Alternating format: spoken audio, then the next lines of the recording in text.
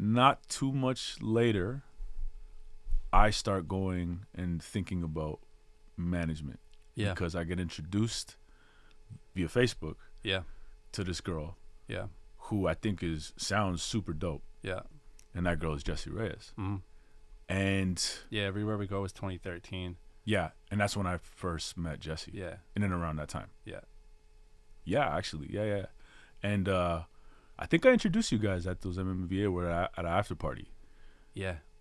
It was the Everywhere We Go one because we went to the bottles. We had the bottle service. We had the bottle service, yeah. One of the few times. Yeah, you guys are bottle service people. That's right. No. Might have been the first time in my life. 100%. Well, I don't know if it's 100%, but like, you know. Yeah. That was our thing back in the day. We used to pop bottles, at least in Toronto. Vernon doesn't have that bottle life culture. But that's when it was around then I introduced you, and then, you know, I'm working with her, and then I was reluctant to show people the music because I was like, because I didn't know if I had.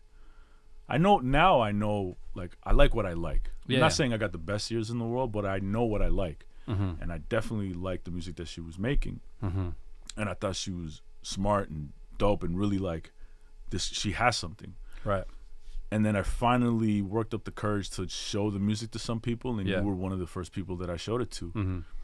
And I remember you hitting me, be like, yo, this is really good. Mm-hmm. You mind if I show this to somebody? Mm-hmm.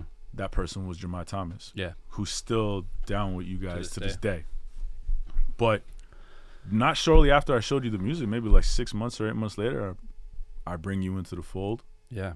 And then we started managing Jessie. Yeah. Together. Yeah. And what do you remember from that time? I remember getting the music. I remember it being Mama. I remember it being Fuck With You. The Chris Braid record? Fuck With You? Or there's a line about waving a bandana in the sky. We gotta ask her. Yeah. Okay. Yeah. I remember the songs, and I mean there's few that's not Chris Braid. That's her. I forget the one person, and then Nathan Ferraro. Oh, crazy. They Nate worked Ferraro. on Nate, and then he always used to work with another guy. Wise was his name? Oh, Mike Wise. Mike Wise. Yeah. It was Mike, Nate, and Jessie. I think that's the record. Yeah. I remember hearing them. I remember the conversation, and I remember getting it. Yeah. Cause like I had just moved to LA at that time, so I think I moved to LA in 2015. So this is actually like 2 years after Everywhere We Go, but the run we had after Everywhere We Go was probably like a year and a half of like consistent videos and releasing, and then and you know what, I had talk over it, but it was a lot of label interest as well too. Me and Aaron were like in and out of LA, just doing like the label stuff, and then taking the meetings. We had met with like Atlantic, we were talking to Tunji at the time, and then the publishing thing happened with Jermelle, and we were talking to Benny Blanco too, right? We were talking to Benny Blanco. Yeah. I was actually here, and I was off Everywhere We Go. He saw that video. This before he signed Tory. We had met Jermelle, and same shit, like just connected, clicked, done the pub deal, moved to LA, and had just done a record deal. So we were just signed to Capitol Records, and I remember you sent me the shit, and there's few times when you like hear something and you just get it right away. I always say it's like, you know when you know, but like sometimes you can hear something and you just sort of just understand it, and you understand where it needs to go, where it fits, like where it can fit in culture. Can't really explain it, but I got it, and I was like, bro, I know Jermelle will fuck with this. Like just knowing him, I was like, I know he'll fuck with this. And I remember showing it to him, and him being really like, it's cool. It's cool. Maybe I'll reach out. And I was like, all right. That's his move. Next thing I know, you're hitting me, be like, yo, Jermelle reached out. And I'm like, oh, so he must actually really like it. Yeah. And that was the conversation with you guys? I didn't know. Okay. Yeah, he was like, yes. Well, it was over text, I think. But he's like, yeah, it's cool. It's dope. I like your tone. Shit like that. But obviously he was like foaming. And like, we talked for like an hour. Yeah. What was crazy is that I actually had his phone number Yeah. in my phone, and I saw Jermelle Thomas because you told me like, well, that's from how I remember it, but I guess not. Yeah. That he was gonna reach out, but I guess you didn't give me the heads up. But I probably gave him your number or something like that. Yeah. Yeah. And I met him because he was trying to sign Son. Yeah, and he was here in Toronto, and that's where I met him when you guys were doing the closer show here. No, it was in Adelaide Hall. It was Adelaide Hall. It's just a one-off show. Yeah, we were doing the One Long Dream show, and it was Son and Sean Leon and Jordan Evans DJing. Wow. Yeah. I do not remember. Yeah, well, I remember Adelaide Hall. Yeah, wow. so Sean Leon opened the show. I remember Sean, but I don't remember Jordan Evans being a DJ. he was DJing. I remember this so clearly, like meeting Jordan and being like, oh, or meeting Jordan and Aaron talking to him and like, oh, you're a producer, and Jordan goes, yeah, I did Pound Cake, and I remember him saying that, and I'm just like, that's a bar. I did Pound Cake. I did a record with Drake and Hov. Yeah, I was like, whoa. Okay. Nice to meet you. You'll see me around for the next few years. I'll be around. I did Pound Cake. I was like, oh, fuck. That's what's up. Yeah.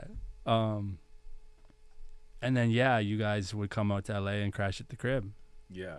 Yeah. I think the first time you heard it perform, like, live, it was even, like, a moment. I remember you talking about it was, like, you had a few people over. Yeah, it was my birthday, I think. Was it? Yeah. And there was a few people over at my crib, and there was another kid who, funny, I ran into years later here in Toronto. Oh, okay. Yeah, but anyways, and he was there with someone. I'm not sure who brought him. I can't really remember. But we're all hanging out at the crib and having drinks and stuff, and he just like grabs a guitar and starts playing. Yeah. And we're like, oh, cool. We're like, damn, he's really talented. And then he like finishes and he puts the guitar down, and Jessie just like calmly grabs the guitar, sits down, and starts playing, and the room goes fucking quiet. Yeah. And it was just like, oh, like superstar. Yeah. Like, yeah. And afterwards, the dude who played before was just like, fuck, did you have to do that for me? Yeah, and I think that's where we started to build a relationship just as friends. Yeah. First, like, yep. Because she'd be coming to LA, run around doing stuff, and we would just kind of cross paths, whether it be like crashing at the crib or like come over to the house and hang. Yep. Or using Sun's studio for a sec. So when you called, when I think you were staying at my house at the time. Yeah, I was. Yeah. And proposed it, I was like, that could be fire. That could be fire. Yeah. And it was kind of just like an obvious one, because it's not always obvious when someone approaches you to manage. Right. And that was one that was just like, yeah, I get it. Yeah. You know? And that was like 8 months before Figures. It's crazy how time... It went really fast. It went really fast, but didn't feel like it went really fast. It at all. No, it didn't feel like it at all. That was so I remember the very first time that I was like officially like hanging out with her as a manager. Yeah. And I picked Jessie up at the airport, and she had just got back from Sweden, and I like parked the car, like had to go find her in the airport. She's sitting there with the guitar over her shoulder, and she gets in the car, and we start driving back to my house, and she's like, oh, let me play you something I did in Sweden, and she plugs in her phone, and she plays Figures, and I was just like, I don't want to sound like that. I remember just saying, I was like, I don't want to sound like that, like corny LA manager. Yeah. But this shit's gonna change everything. Yeah. Like this shit, it all needs to be about this. Right. Might be the best song I've ever heard in my life. Right. And just being like, holy fuck. You knew when you heard that song, you were hearing something special. I feel like anybody who's heard that song, and I never heard anything like it. That's the thing, is I couldn't compare it to anything. Right. Even the first bar. Yeah. I remember where I was sitting, all that. Yeah, I can picture it. I could fucking, if I could paint, I could paint you exactly like how it went down. It's weird. Yeah. It's crazy. And that song. Day one. Day one. Crazy. On the team, and she played me that record. Yeah. It's like, you're making this easy.